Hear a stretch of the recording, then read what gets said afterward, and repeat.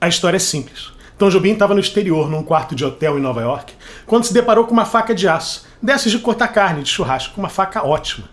No aço estava impresso, Made in Brasil. E ele se sentiu orgulhoso da faca ter sido feita aqui e ser tão boa. Era o começo dos anos 70, durante a ditadura militar. E Tom sentia uma saudade imensa daquele antigo Brasil do qual a gente, num momento ou outro, costumava tanto se orgulhar. Aquele país cordial, lembra? Pois é essa saudade que está na música. Saudade do Brasil. Eu sou Flávio Mendes, músico e arranjador. Esse é o Arranjo. Seja bem-vindo.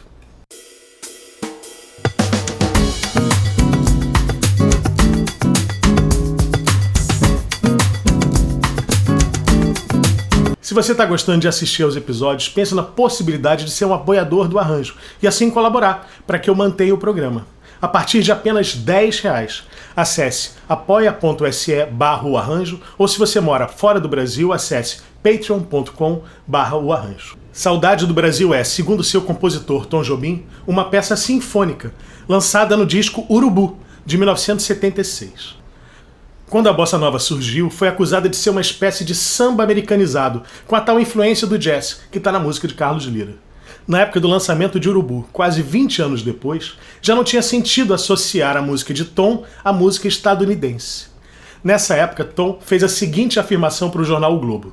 Chega a um ponto que para gravar música brasileira eu tenho que ir aos Estados Unidos, porque aqui a música brasileira está muito por baixo. Aqui todo mundo só quer saber de rock. As rádios só tocam rock. A jornalista Ana Maria Baiana percebeu a citação de Jobim a uma declaração feita por Ari Barroso em 1954. A frase era literalmente a mesma, mas em 54, Ari reclamava que tinha que ir gravar música brasileira nos Estados Unidos porque no Brasil só se tocava bolero. Mas por que o disco se chama Urubu se não tinha nenhuma música com esse nome no repertório? Segundo o livro Cancioneiro Jobim, era uma provocação, mas principalmente uma homenagem ao bicho alado mais injustamente desprezado pelo homem. Nas palavras de Jobim, todo mundo diz que o urubu dá azar, mas quem dá azar somos nós mesmos. Nós é que destruímos a humanidade, que inventamos a bomba atômica e depois botamos a culpa no urubu, logo no urubu, que só faz limpar, que é o lixeiro. O músico Dori Caymmi, um dos maiores arranjadores do Brasil, disse que não dá para dizer que em Saudade do Brasil o arranjador foi Klaus Ogman. Segundo Dori, o arranjo da música já estava no piano de Tom Jobim, ele já compôs com arranjo pronto. O trabalho de Klaus nessa faixa foi a de orquestrador. Ele fez a instrumentação, como falou Dori.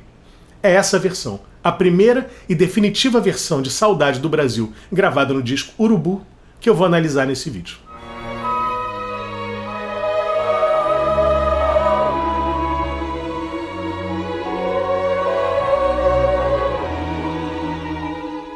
O disco Urubu é uma espécie de continuação do disco Matita Perê, lançado 3 anos antes. Assim como em Matita Perê, Tom Jobim bancou do seu próprio bolso a gravação do disco, negociando depois a distribuição com uma grande companhia de disco. No caso de Urubu, o disco foi lançado pela multinacional Warner. O fato de financiar inteiramente os custos da gravação dava ao Tom uma liberdade total sobre o seu trabalho. Ele escolheu o arranjador, os músicos, o estúdio. Nesses 2 discos, Tom parece buscar um equilíbrio entre canções, músicas com letras e temas instrumentais. A disposição das músicas nos discos é idêntica. Tanto em Matita Perê quanto em Urubu, o lado A é de canções e no lado B ficam os temas instrumentais. Os próprios meios físicos da época, o disco de vinil e a fita cassete, tinham essa característica de dividir o disco ao meio. E isso se perdeu com a chegada do CD e já não faz mais nenhum sentido na era do streaming.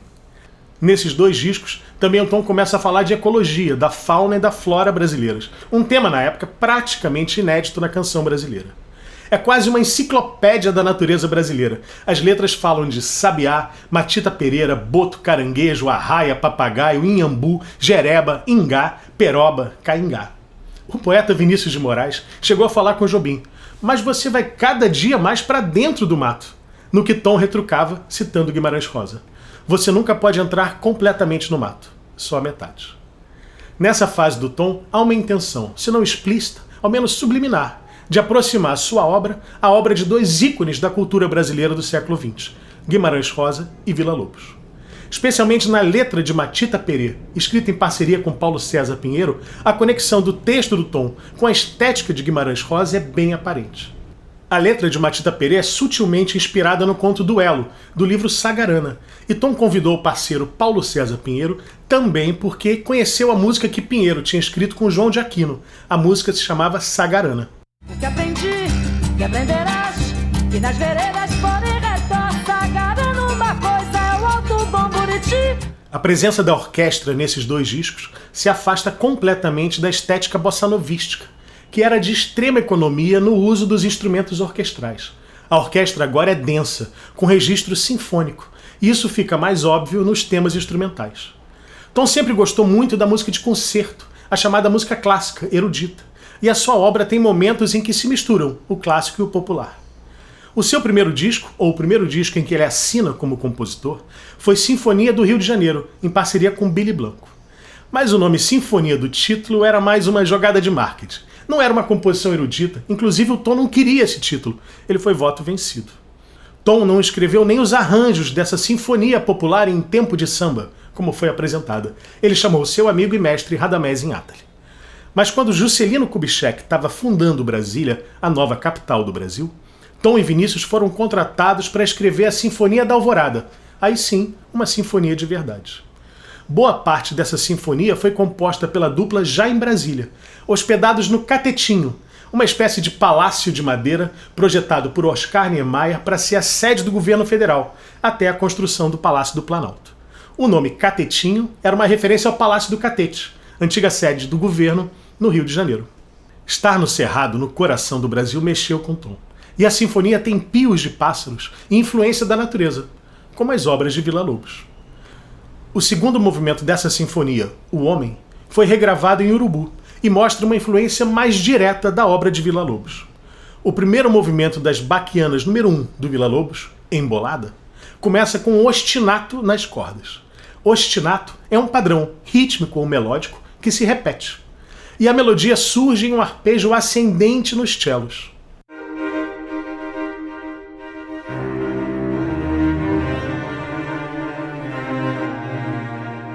Em O Homem, Tom cria também um ostinato nas cordas e também a melodia entra no arpejo ascendente nos cellos.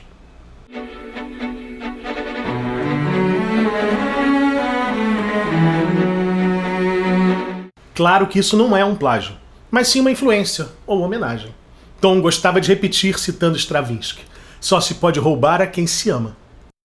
Em Saudade do Brasil, Tom parece evocar mesmo um passado, um outro momento na história do Brasil, e parece encaixar aí, como modelo, o Brasil de Villa-Lobos. Exatamente nesse período, Tom começou a ter problemas circulatórios nas pernas, e o médico disse que ele tinha que parar com o cigarro, e ele passou a fumar charutos, o que acabou aproximando a imagem dele com a de Villa-Lobos. Naquela época, com quase 50 anos, Tom já poderia ser considerado o compositor nacional, papel que era até então de Villa-Lobos no imaginário cultural brasileiro do século XX. Claro que só o charuto, ou a própria ideia de ser o compositor nacional, de nada valeriam se a música do Tom realmente não tivesse impregnada da influência da obra de Villa-Lobos. E em Saudade do Brasil, esse lado villa-lobiano ficou muito claro. Olha, quando eu ouvi do disco do Urubu, eu vinha ouvindo o disco todo, Urubu, não sei o quê, e conhecia já o trabalho, a gente já tinha...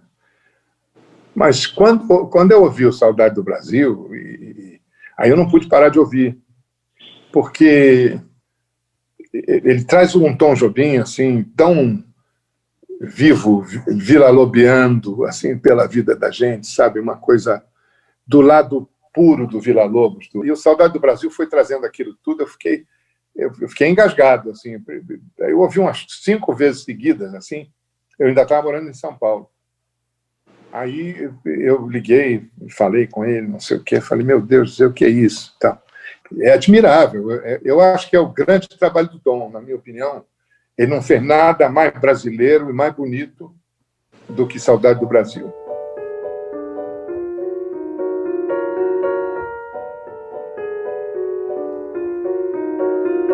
A melodia principal de Saudade do Brasil é apresentada diversas vezes. Às vezes com variações, mudanças de tom, sempre com uma instrumentação diferente, mas o núcleo básico é esse.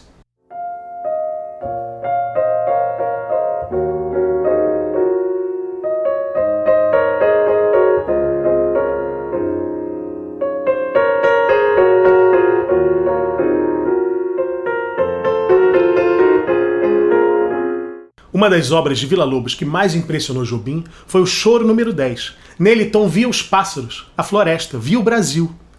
Villa-Lobos dizia que usou no começo da peça um canto de um pássaro raro chamado azulão da mata. Tom escreveu na introdução da sua música Sabiá, em parceria com Chico Buarque, um trecho do canto da Sabiá, assim no feminino porque o Tom explicou que é assim que os caçadores falam.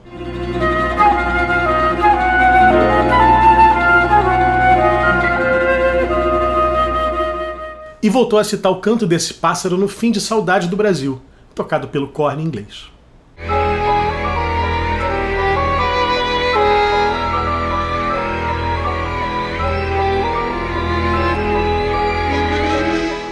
O músico Paulo Jobim, filho do Tom, diz que Klaus Orgman foi o maior parceiro musical de Tom Jobim. A cantora Miúcha, que participou das gravações do disco Urubu, contava que existia um carinho, nas palavras dela, uma quase paixão do Klaus com Tom, além do entendimento musical perfeito. E Tom retribuía. Dizia que Klaus tocava jazz no piano com muito swing, com muita bossa. Dizia que ele era o João Donato alemão. No telefonema que Dori Caymmi deu para Tom, depois de ouvir Saudade do Brasil, ele comenta a orquestração. E falei da instrumentação do Klaus, que é fabulosa, né? Porque os pesos todos dessa música, ele deve ter levado alguns bons dias trabalhando nessa canção para retratar com tanta fidelidade esse piano que o Tom tocou, né? Esse é o Tom Jobim, ele fazia no piano igual. Você pode perguntar ao Paulinho, que é filho, que viu várias vezes. Foram perto de 50 músicos que participaram da gravação de Saudade do Brasil, músicos da Orquestra Sinfônica de Nova York.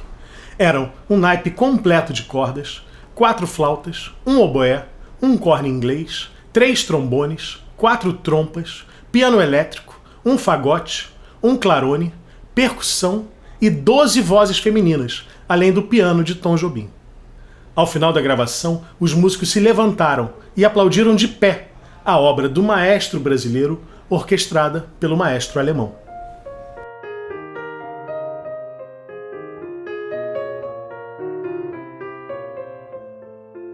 A partitura de piano manuscrita de Tom Jobim marca 16 partes para essa música. Mas não é a forma da música, são só os trechos marcados, na maioria das vezes indicando uma modulação, uma mudança de tom. A introdução começa com acordes de flautas, acompanhando uma melodia no cello. O acompanhamento harmônico nas flautas é sempre no contratempo, tocando deslocado em relação à melodia.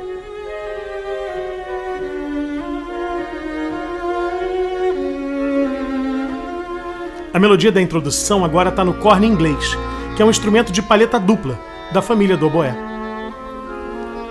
O piano elétrico toca em uníssono na introdução com os outros instrumentos. É uma marca do Orgman, fazer uníssono do piano elétrico com as flautas.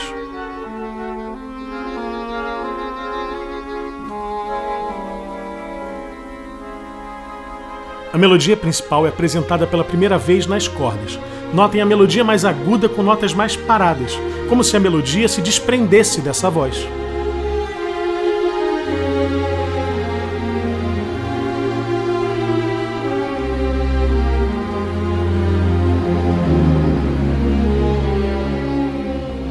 Uma passagem em staccato nas flautas, notas bem curtas.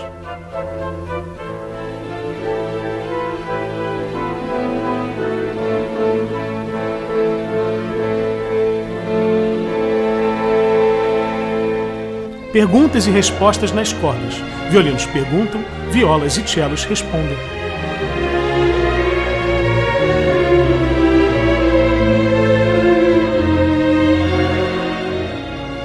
Uma melodia de contracanto nas flautas, no agudo.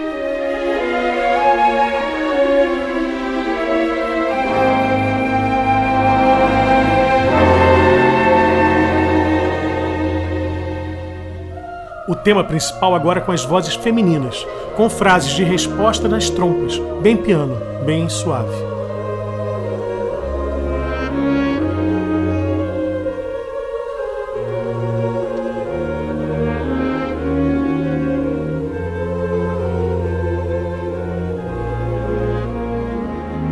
Um crescendo com frases descendentes nas cordas e no piano, com cama harmônica das vozes, crescendo também, indo para o agudo.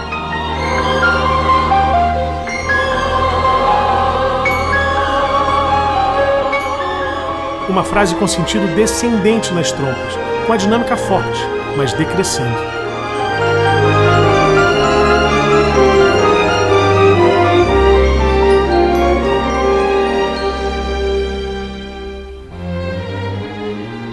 Cordas em movimento contrário seguindo de piano, flautas e violinos em uníssono. Uníssono de cordas graves, clarone e fagote, com oboé oitavado. Tema principal nas cordas com frases ascendentes nos violinos mais agudos.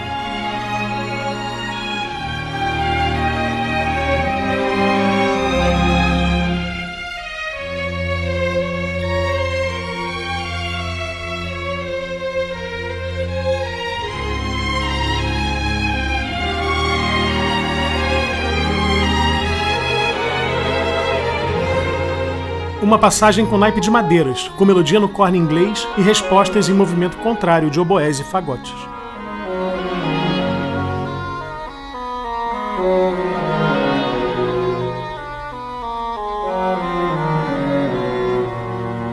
A melodia principal nas flautas e cordas, com contracantos nas vozes femininas fazendo saltos de sétimas descendentes e comentários sutis de corne inglês.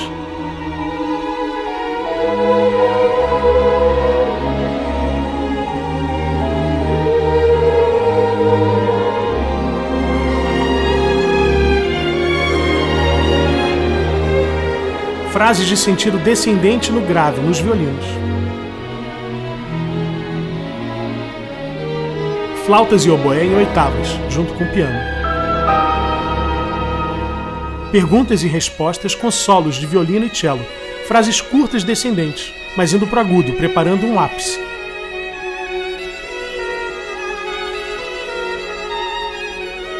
Um tutti da orquestra, todos tocando juntos, com base de metais.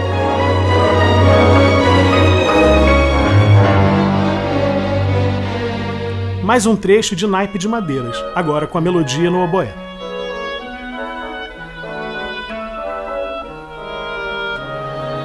Um fortíssimo em oitavas nas cordas, seguido de perguntas e respostas em diferentes instrumentos.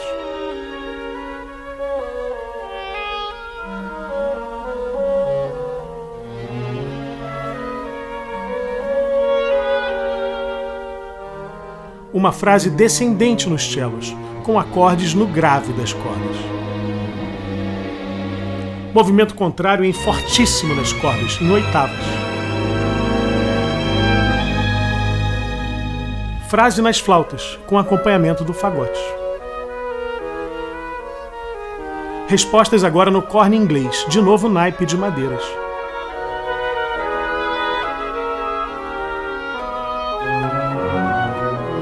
Movimento contrário nas cordas, violinos em sentido descendente, cellos em sentido ascendente, todas na região mais pro grave. Súbito, os violinos vão pro agudo.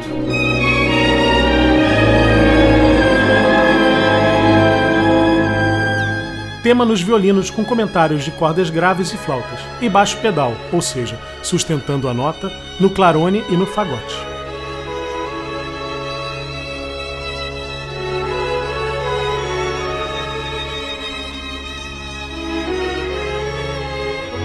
Perguntas nas cordas, trompas respondem. Violinos vão para uma região muito aguda.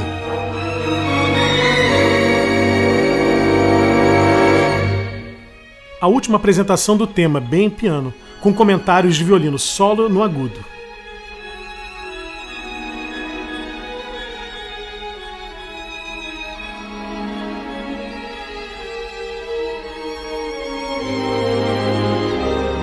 Frases descendentes do violino preparando para a coda.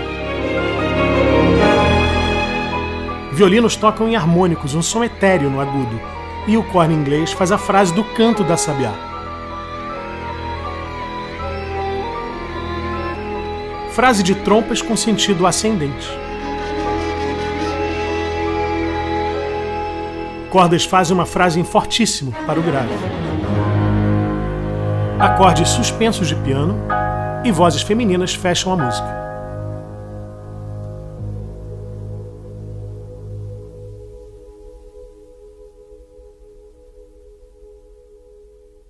Bom, esse foi o arranjo. Se você gostou, dá um like, se inscreve no canal e pense na possibilidade de ser um apoiador da série, a partir de apenas R$10. Acesse apoia.se/arranjo, ou se você mora fora do Brasil, acesse patreon.com/arranjo. Muito obrigado, até uma próxima.